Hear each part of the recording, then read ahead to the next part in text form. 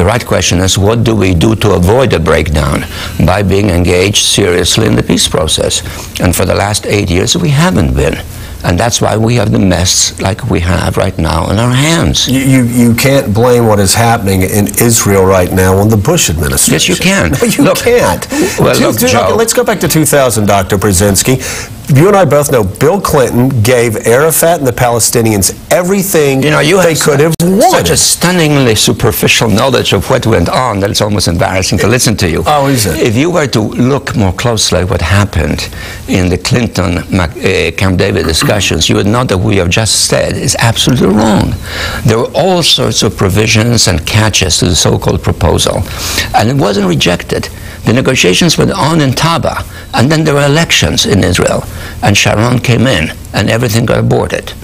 In the last 8 years, we had a policy in which we have proclaimed an interest in peace.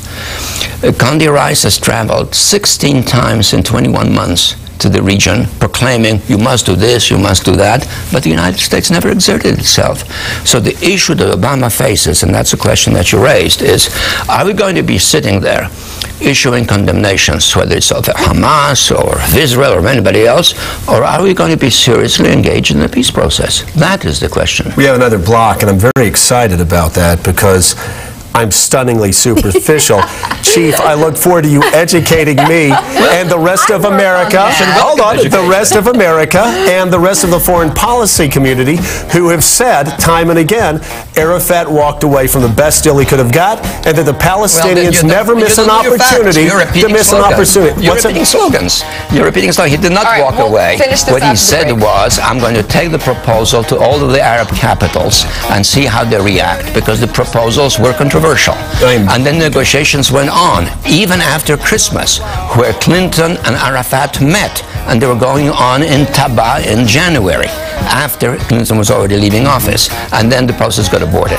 It's helpful to know a little bit about it. It's very exciting, Chief, that you know things that the rest of the international community doesn't know. You're going to judge your knowledge by the sort of collective standards of 300 million people, then don't be surprised that you're embarrassed. I'm not embarrassed. I read the New York Times and Washington Post and Foreign Affairs. You know what I'm going to do? I'm going to throw those away, and anytime I have a question, I'm going to call you up. Let me spell it to you. T-A-B-A, Taba negotiations. Look them up. It will be helpful. I'll do that, and I'll throw out papers and Foreign Affairs and everything else I read. All right, more with the Chief when we come back on the stunningly superficial Morning Joe. How you doing, Mika?